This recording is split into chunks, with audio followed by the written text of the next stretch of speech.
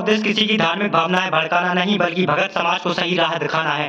दोस्तों, स्वागत है आप सभी का हमारे खास कार्यक्रम आध्यात्मिक ज्ञान चर्चा में। तो आज की इस आध्यात्मिक ज्ञान चर्चा का विषय है कि आखिरकार सत्संग किसे कहते हैं, सत्संग का सही अर्थ क्या होता है। यह जानने के लिए हमने प्रसिद्ध कथावाचक चित्रलेखा जी के विचार और दूसरी तरफ संत रामपाल जी महाराज जी के विचार लिए हैं। तो आइए वीडियो शुरू करते हैं और जानते हैं विचार चित्रलेखा जी। सत्संग का वास्तविक अर्थ क्या होता है? सत्संग का अर्थ केवल इतना ही नहीं है कि कुछ भीड़ इकट्ठी हो, सब सुन रहे हो, एक बोल रहा हो, माइक लगा हो,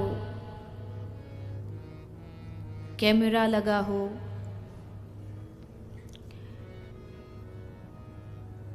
सत्संग माने सत्य का संग, सद का संग करना, अच्छों का संग करना,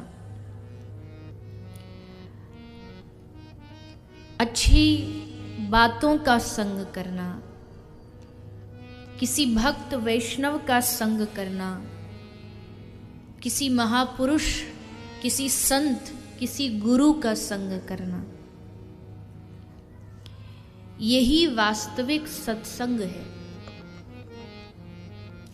अगर कहीं कोई 2-4 व्यक्ति बैठकर के समाज के हित की कोई बात कर रहे हो, राष्ट्र हित की कोई बात कर रहे हो, तो मेरे विचारों से वो भी सत्संग है, क्योंकि वहां कुछ अच्छा करने का विचार है, कुछ भला करने का विचार है।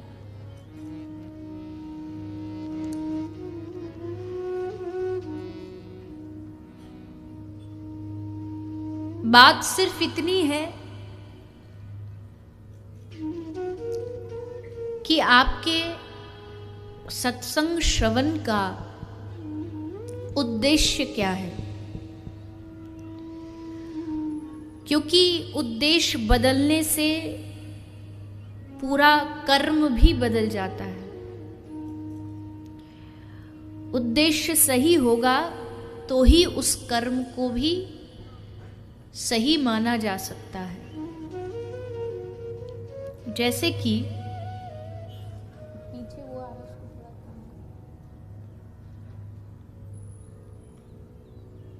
कि एक व्यक्ति अगर दूसरे व्यक्ति को गोली मार दे तो उसको कोर्ट के द्वारा सजा प्राप्त होती है, दंड प्राप्त होता है, जेल मिलेगी, कुछ उसके ऊपर जुर्माना लगाया जाएगा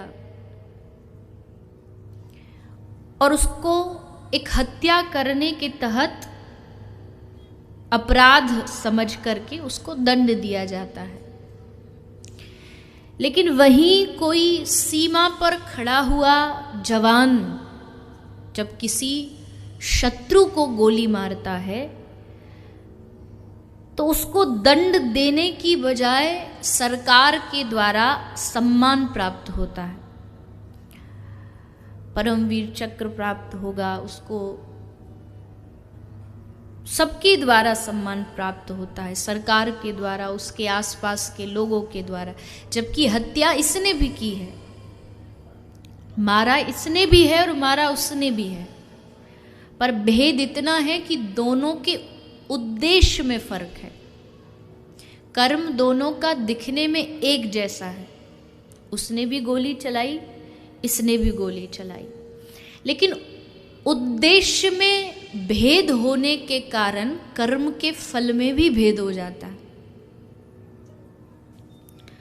और एक उदाहरण, कोई चोर, कोई डकैत किसी को लूटता है चोरी करने के इरादे से, जेब से चाकू निकालता है और उसके ऊपर प्रहार करता है, हाथ काटता है, पेट में मार देता है, पीठ में मारता है।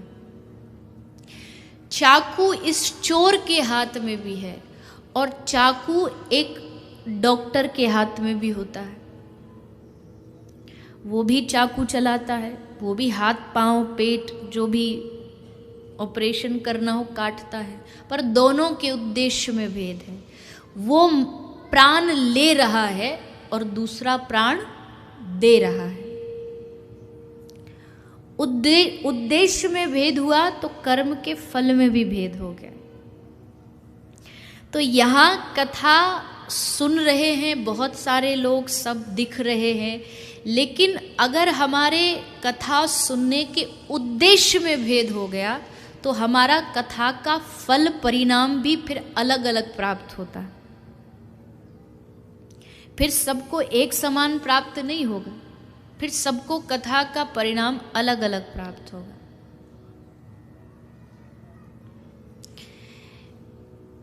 कहीं मैंने कथा पढ़ी थी, थोड़ा विनोद की ही थी, कि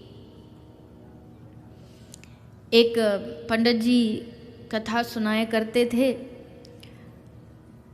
और जब वो कथा सुनाते थे तो सारे श्रोता बैठ कर के सोते थे। वो बेचारे कथा सुना रहे पर सारे बैठ के सो रहे। दूसरी तरफ एक उसी गांव का एक ड्राइवर था, वो बस चलाता था। अब कुछ समय बाद दोनों की मृत्यु हुई, पंडित जी की भी और उस बस ड्राइवर की भी। अब दोनों मृत्यु उपरांत यमराज के पास गए तो यमराज ने चित्रगुप्त से पता किया इनके कर्मों का हिसाब, उसने बताया।